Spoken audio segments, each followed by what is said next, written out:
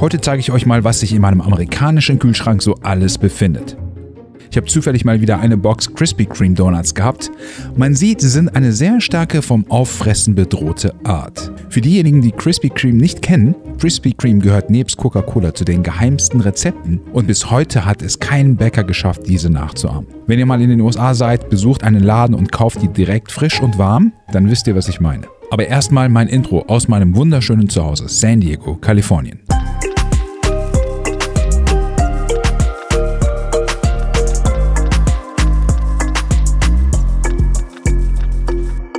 Ich habe einen besonderen Trick. Ich steche hier Zahnstocher rein und baue Doppeldecker-Donuts. So kann ich 6 auf einmal aufstapeln. Ein wenig basteln und die Verpackung halbieren. Und dann passen die in mein Gefrierfach. Und ich kann sie mit 10 Sekunden in der Mikrowelle wieder jederzeit auftauen und sie sind dann immer noch sehr frisch. Ich habe hier eine Soda-Ecke im Kühlschrank. Ich mag Dr. Pepper Strawberry und Cream Zero sehr gern. Aber auch Dr. Pepper Cherry Zero, Steak von Trader Joe's, Filet Mignon. Ich koche gern. Diese von Costco sind etwas günstiger, aber immer noch sehr teuer im Vergleich zu Deutschland, glaube ich. Schreibt es mir gerne in den Kommentaren. Das hier sind Quinoa glutenfreie Tortillas von Trader Joe's ohne Mehl, die fantastisch schmecken. Würstchen, wenn ich mal keine Lust zum Kochen habe.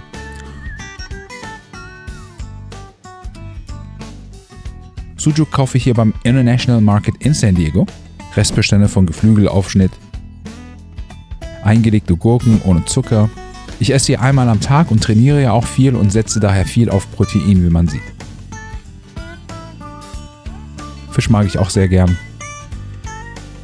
Hier hatte ich mal wieder Lust auf Salami. In den USA sagt man zu Salami übrigens Pepperoni. Noch mehr Aufschnitt. Okay, schauen wir mal, was hier drin ist. Ach ja, indisch gestern gekocht und aufbewahrt. Chicken Curry und das dann mit King's Rice. Ich weiß nicht, wie das auf Deutsch heißt. Schwarzer Reis vielleicht. Ist auf jeden Fall sehr gesund. In den USA bin ich auf den Geschmack von Pumpernickel gekommen. Ich kann euch nur empfehlen, Pumpernickel im Toaster auf lange Dauer zu toasten. Dann mit Frischkäse und Aufschnitt. Das ist jedenfalls mein Geheimrezept. Ich hatte mal auf die Gefahren des amerikanischen Mehls hingewiesen, weswegen ich auf Brot in den USA mittlerweile verzichte.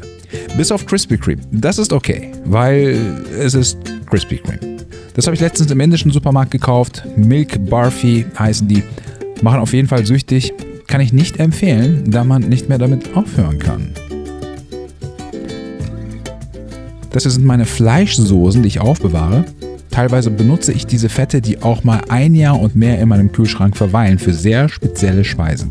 Ich zeige euch mal einen kleinen Trick, der jeden vom Hocker hauen wird. Pass auf, das nächste Mal, wenn du Fleisch kochst, bewahre nur das Fett auf. In diesem Fall hatte ich Fleisch 12 Stunden in einem Slow Cooker mit geräuchertem roten Pfeffer gekocht und dann das Fett aufbewahrt. In so einem luftdichten Glas, wo das Fett oben ist, hält das Ding Jahre ohne schlecht zu werden. Und hier ist das beste Rührei der Welt. Eier schlagen, auf der Pfanne statt Butter dieses Fett benutzen.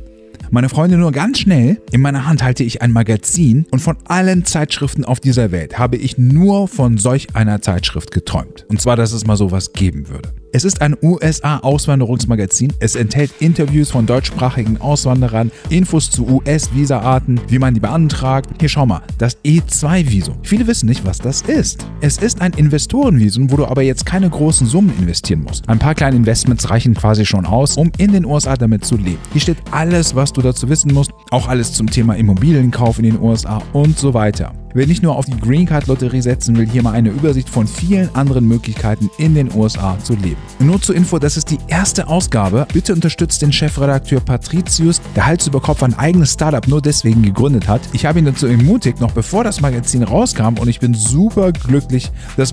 Also, was ich sagen will ist, Patricius, ich werde dieses Magazin einrahmen. Nur eine Frage, Patricius.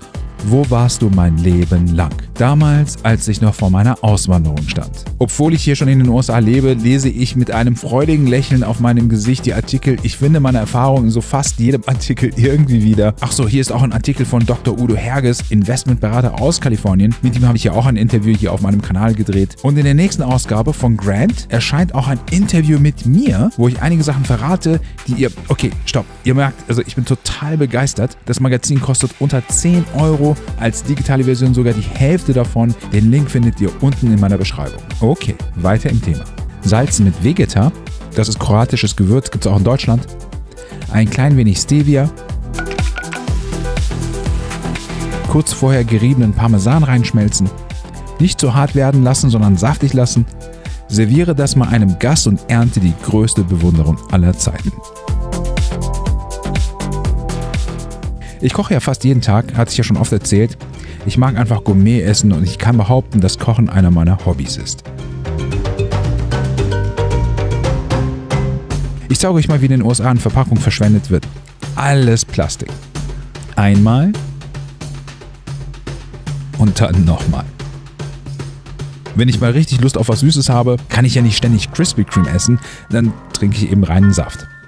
Dieses hohes C habe ich sogar online bestellt, nehme ich nach Deutschland mit, damit ich meinen Pfand wieder bekomme. Ginger Kombucha trinke ich auch. Kefir haben wir hier auch, finde ich klasse. Den Geruch von Rosenwasser finde ich unschön. Für sehr spezielle Nachtischsorten ergibt das jedoch eine interessante Zusammensetzung. Almondmilch als Ersatz zur Kuhmilch. Davon habe ich gleich mehrere. Costco hat die hier im Angebot.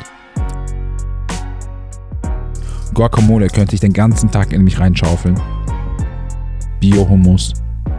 Joghurt. Amerikaner sagen dazu griechischer Joghurt. Damit mache ich übrigens oft Ayran nach persischer Art. Wasser, Salz und Minzgeschmack.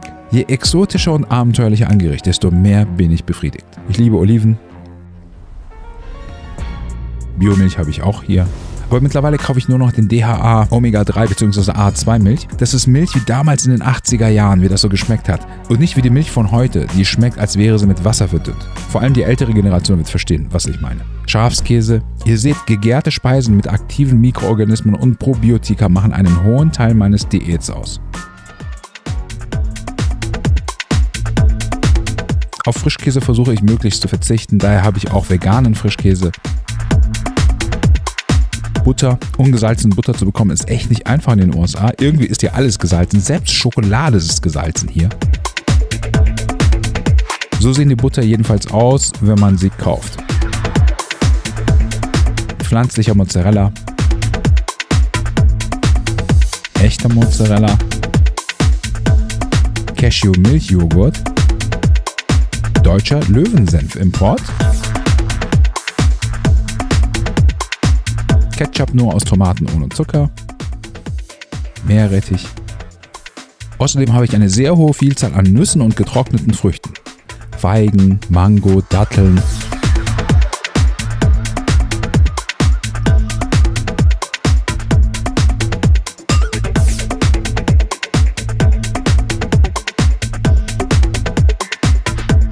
Das hier ist Kokosnuss. Ich mache mir an einigen Tagen einen Frucht-Nussteller, aber auch nicht ständig. Hier auch mal ein Blick in meinen Supplement-Schrank. Aminosäuren nehme ich fast täglich. Protein von Everydays. Eine Kreatinkur mache ich ab und zu. Umcaloabo nur, wenn sich eine Erkältung anbahnt. Ich bin ja wie gesagt von Probiotika sehr überzeugt. Hier ist mein AG1. Vor AG1 hatte ich diese Superfoods genommen. Die sind günstiger, schmecken aber nicht so gut wie AG1. Pflanzenbasierte Proteine, Multivitamin, was den Magen nicht so belastet, Glucosamine, Chondroitin steuert wohl dazu bei, dass Gelenke... Eine Sache muss ich loswerden. Also, pass auf. Wer immer den Menschen auch gebaut hat, hat nicht damit gerechnet, dass wir so lange leben. Ich bin unzufrieden, dass meine Gelenke nicht so gebaut wurden, damit sie 100 Jahre halten. Das ist Fusch am Bau. Schlechte Qualität dieser Homo sapiens. Insgesamt sind wir überhaupt nicht lange für Haltbarkeit angelegt. Naja, okay, genug gejammert. Jedenfalls daher helfe ich nach, soweit ich kann. Daher auch die Produkte von Avea, vor allem NMN. Das ist übrigens keine Werbung hier, ne? Ich zeige euch ganz ehrlich, was ich im Schrank habe. Proteinpulver, wenn ich mal wieder mehr Muskelaufbautraining betreibe. Okay, mein Gewürzschrank. Pfeffer, Lorbeerblätter, Pimentkörner. Damit mache ich Rouladen in den USA. Äthiopische Gewürze, Kumin, noch mehr äthiopische Gewürze. Das ist Berbere. Nur damit bekommt man diesen typischen äthiopischen exotischen Geschmack hin. Asiatischer weißer Pfeffer, Zitronengraspulver, Kümmel. Damit mache ich 6 Stunden geschmorte Ribs vom Feinsten.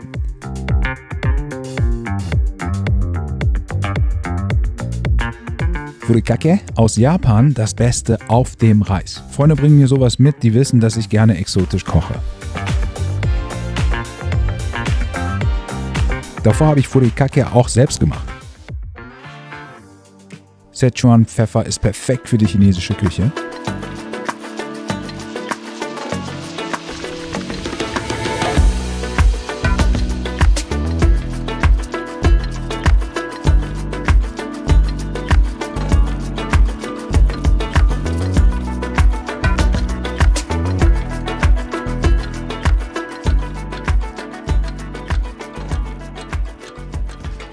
Rosmarin trockne ich selbst aus meinem eigenen Garten.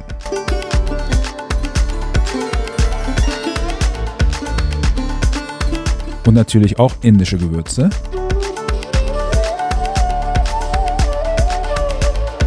Dillkraut für selbstgemachten Tzatziki. Natürlich kaufe ich auch eine Menge an frischem Gemüse.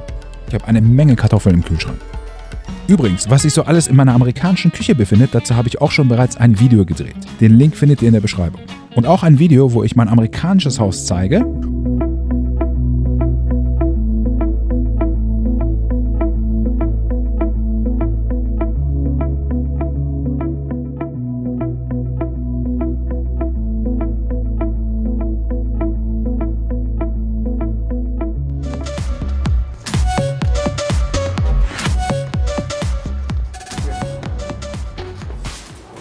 Und bald werde ich euch zeigen, wie ich versucht habe, den Millionen-Dollar-Donut nachzuahmen. Und wieso Krispy Kreme $1 Million und mehr zahlen würde, wenn es jemand auf der Welt gibt, der das Rezept herausbekommt. Und ich erzähle euch, wie ihr an das Geld drankommen könntet, was viele deutsche Bäcker wahrscheinlich gar nicht wissen. Aber da es niemand auf der Welt geschafft hat, bezweifle ich auch, dass deutsche Bäcker es hinbekommen werden. Ich habe bis auf die 30er Jahre recherchiert, wo ursprünglich das Originalrezept erstellt wurde, und ich habe einige sehr interessante Erkenntnisse über diesen seltsamen, nicht nachzuahmenden Donut herausgefunden.